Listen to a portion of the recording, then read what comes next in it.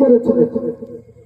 তুই যে পিসির ক্ষমতায় বলিয়ান হয়ে ভুটানি মারি বেড়াস, তুই যে ওখানে 100টা পুলিশের বেষ্টনে নিয়ে কালীঘাটে ঘুমাস, ওটা কার দৌলতে? তোর পিসির দৌলতে। বাংলার মুসলমানরা তোর পিসিকে ভোট দিয়ে 3-3বার মুখ্যমন্ত্রী করেছে, তাই তোর পিসির দৌলতে, বাংলায় বলে না রাঙের দৌলতে পাটকে বাড়ি দেখা,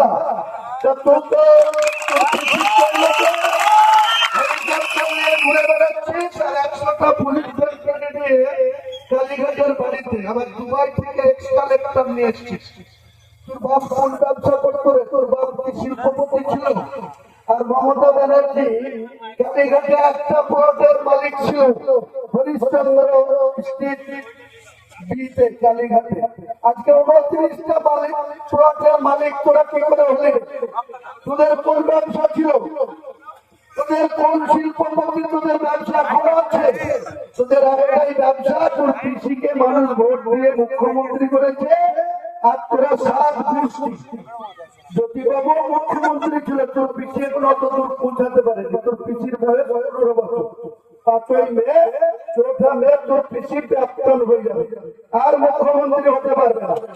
জ্যোতিবাবু মুখ্যমন্ত্রী ছিল বিধানসভায়, 23 বছর মুখ্যমন্ত্রী কমরেড জ্যোতি বসু, 11 বছর মুখ্যমন্ত্রী ছিল কমরেড বুদ্ধদেব ভট্টাচার্য। আমরা বালফোর্সের বিরোধিতা করেছি, কিন্তু জ্যোতিবাবুকে এখনো মানতে হবে। তার ছেলে চন্দন বোস, তার কমলা বোস তার স্ত্রী, সেও মারা গিয়েছে, জ্যোতিবাবুও মারা গিয়েছে। আজকে বুদ্ধদেব বাবু মারা গেছে। বুদ্ধবাবুর মিসেসের নাম মীরা ভট্টাচার্য, তার একটা মেয়ে দেখুন যে 11 বছরের মুখ্যমন্ত্রী, যে 23.5 বছরের মুখ্যমন্ত্রী। আমরা প্রচুর সিপিএম এর বিরোধিতা করেছি, তবু আজকে বলতে বাধ্য হচ্ছি যে তাদের মতো লোকরা এত বছর মুখ্যমন্ত্রী থেকে কোন মতেই তারা কোন দুর্নীতিতে প্রশ্রয় দেয়নি, নিজের জন্য কিছু করেনি, পার্টির জন্য করেছে।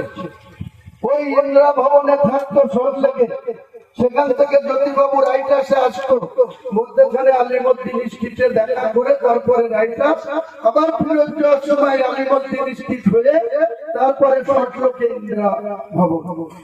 জ্যোতিবাবুর পরে যখন বুদ্ধবাবু হলো, একই বালিগঞ্জের ফাঁড়ির একটা সরকারি 2তলা ফ্ল্যাট, নিচের তলায় থাকতো আর উপর তলায় কংগ্রেসের নেতা প্রদীপ ভট্টাচার্য এখনো আছে। আর যে ফ্ল্যাটে বুদ্ধবাবু মারা গেল তার স্ত্রী মীরা ভট্টাচার্য এখনো আছে।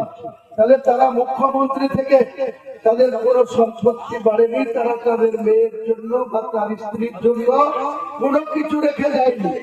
আর এই খুঁটি চাটনের ঘরে জন্মগ্রহণ করা এই যে কমলেশ্বর ব্যানার্জি, মমতা ব্যানার্জির বাবার নাম, আর মায়ের নাম ছিল গায়ত্রী ব্যানার্জি। ওর 6 ভাই 2 বোন। মমতা আর 6 ভাইয়ের মধ্যে এমপি হওয়ার পরেও, রেলমন্ত্রী হওয়ার পরেও বাড়িতে ঝামেলা করে, ভাইয়ে ভাইয়ে ঝামেলা, ভাইপুদের সাথে ঝামেলা। আমি নিজে জানি, ওই তপসিয়ায় জাভেদ খানের জায়গাতে তৃণমূল ভবন করে রাগ করে একবার ভাইয়ে ভাইয়ে ভাইপুদের সাথে মারামারি করে এই মমতা ব্যানার্জি তৃণমূল ভবনে গিয়ে 3 মাস বাস করেছিল। তার কাছে আমাদেরকে উপদেশ শুনতে হবে। আর এই যে ববি হাকিম চিটিংবাজ, যে ওয়াকফের জায়গা দখল করে কলকাতায় 5 বিঘি জায়গা দখল করে মুসলমানদের গরিব মানুষের হক দখল করে, যার বউকে দিয়ে টাইলসের মার্বেলের ব্যবসা করে, সে আমার জন্য বলছে ছি ছি ছি ছি, মুসলমানের কে বিক্রি করে দিল, বাবরি মসজিদ বিক্রি করে দিল, বাবরি মসজিদের আবেগকে নিয়ে খেলছে। এই চিটিংবাজ ববি হাকিম, তুই মমতা ব্যানার্জির ছুটি চেটে চেটে কলকাতার মেয়র হয়েছিস, মুখ্যমন্ত্রীর ছুটি চেটে চেটে তুই আরবান দপ্তরের মন্ত্রী আছিস। তোর মুখে বাড়াই, তোর বাবা, তোর জাত কোথায় রে? তুই মুসলমান কবে হলি রে? তোর বাপ ছিল গয়ার বিহারি মুসলমান, আর তোর মা হচ্ছে মমতা ব্যানার্জির মা গায়ত্রী ব্যানার্জির আপন মাসতুতো বোন। তারাও ব্রাহ্মণ পরিবারের, কলকাতা মৌলানা আজাদ কলেজের অধ্যাপিকা। তার সঙ্গে তোর বাপ প্রেম করে বিয়ে করেছিল। সেই অনুসেতু এখানে পোল্ট্রি মুরগি পাওয়া যায় না, পোল্ট্রি মুরগির কষ করা হয়। এই ববি হাকিম অর্ধেক মুসলমান অর্ধেক হিন্দু। এখনো সে গর্ব করে বলে আমি তো কালী পুজো করি আমার বাড়িতে।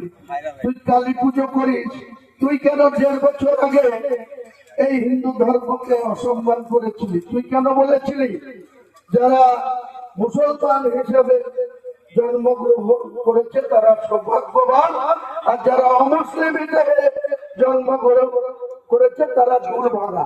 তাই দাউদি ইসলামের দাউদ দিয়েছিল। লজ্জা করে না? বিধানসভায় তোকে এই বিজেপি দলের মেম্বার কটা, এমএলএ কটা, এমন ভাবে তুই বিধানসভায় বলতে উঠলেই তারা বয়কট করে ওয়াক আউট করে বেরিয়ে যেত। তুই নিজে দাঁড়িয়ে যে কথা যে স্ট্যান্ডে থাকতে পারবি না, স্পিকারের নির্দেশে ওই কথা বলার জন্য তুই নিজে বিধানসভার রেকর্ডে আছে আমি প্রেজেন্ট ছিলাম, তুই ক্ষমা চেয়েছিলি হিন্দুদের কাছে। তোর কাছে আমাকে মুসলমানদের নিদান শুনতে হবে, তোর কাছে আমাকে কোরআন হাদিস শুনতে হবে। তুই নিজে 4 ডিসেম্বর এই মুর্শিদাবাদের নিয়ামত হাজি হরিয়ার পাড়ার আর আকরুজ্জামান আমার বন্ধু প্রতিমন্ত্রী বিদ্যুৎ দপ্তরের ওই রঘুনাথগঞ্জের বিধায়ক, দুজনাকে পাশে বসিয়ে মিয়ার লোক এই কাটাইকোনা নবগ্রামের লোক আপনারা টিভিতে দেখেননি, 4 ডিসেম্বরে কি বলেছিল যে রেজিনগরে থাকে, রেজিনগরে বাড়ি হুমায়ুন কবির, সে কেন বেলডাঙ্গায় বাবরি মসজিদ করতে যাবে? এটা বলেছিল কি বলেনি? আমি বলেছিলাম, এই ববি বলেছিল, এই দু জাতি বলেছিল। যার কোনো জাত নাই, যে মুসলমান না হিন্দু কোনো ঠিক নাই, সেই বলেছিল হুমায়ুন কবির কে বাবরি মসজিদের জন্য সাসপেন্ড করা হলো। আর সাসপেন্ড করার 8 ঘন্টার মধ্যে বাংলার মুখ্যমন্ত্রী বহরমপুর স্টেডিয়ামে বক্তৃতা দিয়ে 1 বছর আগে যে চিফ সেক্রেটারি মনোজ পল, ডিজিপি এখন রাজ্যসভার সাংসদ রাজীব কুমারের সামনে এই হুমায়ুন কবিরকে 2024 সালে ইউসুফ পাঠানকে জিতানোর জন্য তখন এই হুমায়ুন কবিরের দরকার ছিল। তখন বলেছিল হুমায়ুন কবির মুর্শিদাবাদের মধ্যে আমার পার্টির স্ট্রং ম্যান। 1.5 বছর যেতে না যেতে এই মিথ্যাচারী মহিলা মমতা ব্যানার্জি আমার জন্য 4 ডিসেম্বর সাসপেন্ড করার পর আমাকে কিসের সঙ্গে তুলনা করছে? একবার বলছে কীট পতঙ্গ, একবার বলছে গদ্দার, একবার ওয়াইসি কে বলছে গাধা, আমাকে বলছে অন্য কিছু। আর আমরা বলতে পারি না? তোরা যত আস্ফলন করবি, হুমায়ুন কবির যতক্ষণ থাকবে, কোন মতেই কোন বিজেপির সাথে কোন কম্প্রোমাইজ তোরা দেখাতে পারবি না, পারবি না, পারবি না। হুমায়ুন কবিরের কোনো প্রয়োজন নাই। একবার তোদের পুলিশের অত্যাচারে 2018 সালে এই মেয়া গ্রামের মানুষ কেউ, আপনারা যারা বিজেপি করতেন, হিন্দু সমাজের লোক যারা কংগ্রেস করত, যারা সিপিএম করত, 2018 সালের পঞ্চায়েতে কেউ বিডিও অফিসে গিয়ে মনোনয়ন দিতে পেরেছিলেন? ফারাক্কা থেকে জলঙ্গি, বড়ুয়া থেকে সব জায়গায় ভোট লুট করেছিল। আমরাই কেবল তখন মুকেশ কুমার এসপি আর এই শুভেন্দু বিজেপির নেতা, এখন যে রাত দিন হিন্দু হিন্দু করে, এই শুভেন্দু তখন এখানে ওই মমতা ব্যানার্জির ট্রান্সপোর্ট মন্ত্রী হিসাবে এই উত্তর দিনাজপুর, মালদা, মুর্শিদাবাদকে লুট করেছে। আজকে থেকে লালগোলায় প্রার্থী করেছে ডাক্তার আজিজ, হচ্ছে ইনামুল, যে বিহার জেলে 4 বছর জেল খেটে আসলো গরু পাচারকারী।